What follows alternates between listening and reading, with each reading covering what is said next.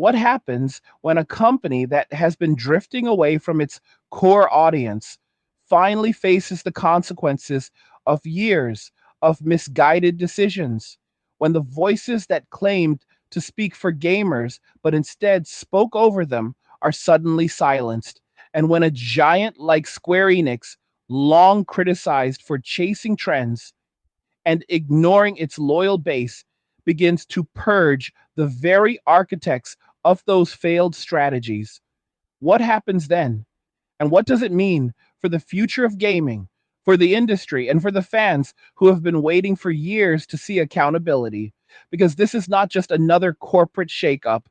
This is a moment that could redefine the trajectory of one of the most iconic names in gaming. And if you stick with me until the end, you'll see why this story matters far beyond one company or one round of layoffs, because this is about culture, creativity, and the battle for the soul of gaming itself. Square Enix has always been a name that carried weight, synonymous with legendary franchises, unforgettable characters, and groundbreaking stories, from Final Fantasy to Dragon Quest to Kingdom Hearts. Yet in recent years, the company has been accused of losing touch with its roots, prioritizing Western ideals and DEI initiatives over the creative freedom and cultural authenticity that once made its games iconic.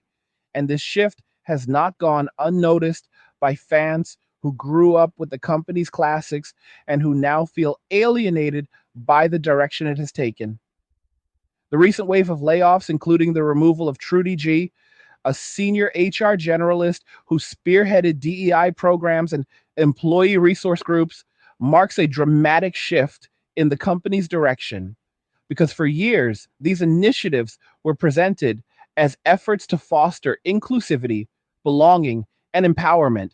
But many developers and fans felt they came at the cost of creativity, autonomy, and the very essence of what made Square Enix special.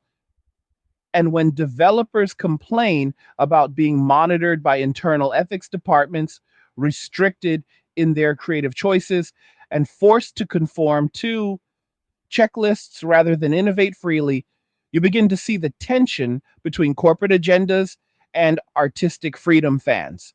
Meanwhile, saw beloved franchises diluted by attempts to cater to Western markets and political trends rather than focusing on the Japanese storytelling and design philosophies that had built Square Enix's reputation.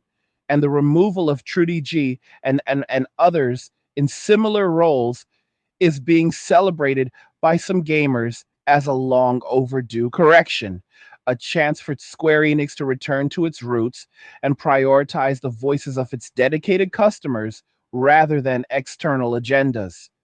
But this purge goes far beyond one HR leader, because reports indicate that 11 employees from Square Enix Creative, a department established in 2020 to focus on Western publishing, have been laid off.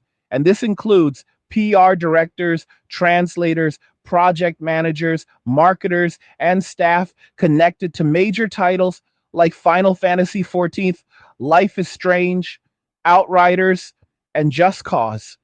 And even senior marketing managers and global leads, some of whom were members of women in gaming initiatives, have been affected, which signals a broad retreat from the Western focused strategies that have defined Square Enix's recent years. John Hinneke, the chief publishing officer, has also been caught in the controversy, criticized for dismissing concerns about woke ideology in games while simultaneously lamenting the decline of free speech. And his role as a bridge between the Western market and Japan has now come under scrutiny, with many questioning whether his approach contributed to the disconnect between Square Enix and its core audience. For fans who have long felt alienated by the company's direction, these layoffs are being hailed as a victory, a sign that Square Enix may finally be listening to its home market again. And the sentiment is clear. Gamers want Square Enix to stop chasing Western skistol inwale trends and return to the Japanese storytelling and design that made franchises like Dragon Quest and Final Fantasy legendary. The purge is being described as a cleansing of the activists who position themselves as authorities on what audiences wanted, often pushing agendas that clashed with the desires of the actual fan base. And for years, these voices were elevated within the company, shaping policies and projects, but now they are being removed, and many gamers believe this could open the door to a creative renaissance. Yet the question remains, will Square Enix truly change, or is the company too far gone?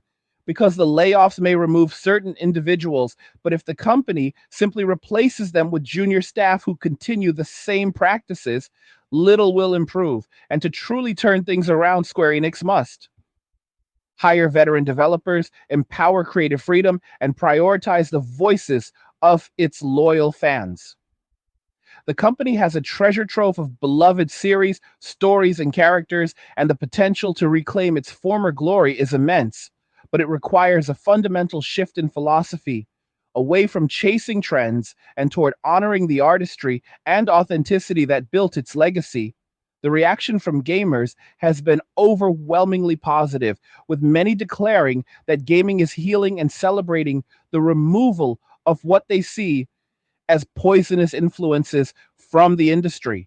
And the purge is not just about Square Enix, it is part of a broader movement within gaming, a rejection of corporate activism and a demand for companies to focus on delivering high quality content rather than political messaging, because fans are tired of being lectured, tired of seeing their favorite franchises compromised, and tired of companies ignoring their voices. They want games that inspire, entertain, and challenge, not games that serve as vehicles for agendas. Square Enix's Purge is being seen as a step in that direction, a chance to restore balance and refocus on what truly matters. But of course, not everyone agrees, because some lament the loss of DEI initiatives, arguing that inclusivity and diversity are essential for modern workplaces, and they see the layoffs as a setback, a rejection of progress, and a return to outdated practices. But for many gamers, the issue is not diversity itself, but the way it was implemented through checklists. Hard times are here. Jobs are disappearing fast. And if you lose yours, you could be homeless in a few months or even a few weeks. But it doesn't have to be that way. Check out Angry's Creator Academy and learn how to build your own online business using YouTube to grow it. And get the free creator blueprint when you sign up. The link's in the description below. Go check it out now. Quotas and restrictions that stifled creativity and alienated developers, and true inclusivity, they argue, comes from empowering individuals to create freely, not from imposing rigid frameworks that limit expression. The debate is complex, and the future of Square Enix remains uncertain. But what is clear is that the company is undergoing a seismic shift, one that could redefine its identity and its place in the gaming industry. And the purge has already sparked intense discussions across social media, forums, and communities, with fans dissecting every detail and speculating about what comes next. And the stakes are high, because will Square Enix return to its roots and deliver the kind of groundbreaking content that once defined it? Or will it continue to flounder, trapped between conflicting philosophies and unable to satisfy either side? Only time will tell. But the potential rewards are immense. For gamers who grew up with Square Enix's classics, this is a moment of hope, a chance to see the company reclaim its place as a leader in storytelling and innovation. And for the industry as a whole, it is a reminder that companies cannot ignore their audiences forever, that chasing trends and agendas at the expense of creativity and authenticity will eventually lead to backlash. And the purge at Square Enix is not just a corporate restructuring, it is a cultural reckoning, a turning point that could shape the future of gaming for years to come. And as we watch this story unfold, one thing is certain: gamers are paying attention, and they will hold companies accountable. This moment is bigger than Square Enix. It is about the entire gaming industry because for years, companies have been chasing trends, chasing Western shows, as a formulas, chasing cinematic experiences that mimic Hollywood rather than embracing the unique artistry of gaming. And fans have grown tired of it, tired of games that feel like lectures, tired of games that prioritize messaging over mechanics, tired of games that dilute beloved franchises in the name of inclusivity checklists. And this purge is being seen as a rejection of that entire philosophy, a chance to reset, a chance to return to the fundamentals of what makes gaming powerful, immersive, and unforgettable. Think about the history of Square Enix. Think about the impact of Final Fantasy VII, a game that defined a generation. Think about the emotional resonance of Kingdom Hearts. Think about the cultural significance of Dragon Quest in Japan. These were not games built on checklists. These were not games designed to chase Western markets. These were games built on passion, artistry, and authenticity. And that is what fans want to see. Again, they want Square Enix to stop chasing trends and start leading again, to stop following Hollywood and start embracing its own identity, to stop lecturing and start inspiring. And this purge is being seen as a step in that direction. But again, the question remains, will Square Enix truly change? Or will it simply replace one set of voices with another? Will it truly empower developers to create freely? Or will it continue to impose restrictions? Will it truly listen to fans? Or will it continue to chase markets? Because the stakes are high and you potential rewards are immense, but the risk of failure is also real. If Square Enix fails to seize this moment, if it fails to return to its roots, if it fails to honor its legacy, then it risks losing everything. It risks becoming irrelevant. It risks alienating its fans forever. And that is why this moment matters. That is why this purge matters. That is why gamers are paying attention, because this is not just about one company. This is about the future of gaming itself.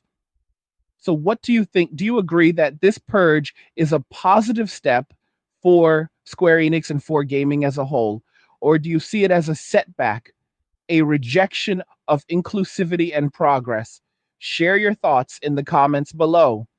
Let's have a real conversation about what this means for the industry, for creativity, and for the future of the games we love. Like the video if you like it. Don't forget to subscribe. And if you like the video, share the video.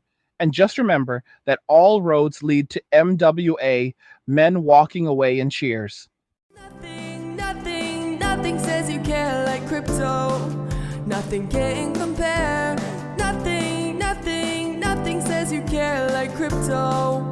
Oh, nothing can compare to crypto.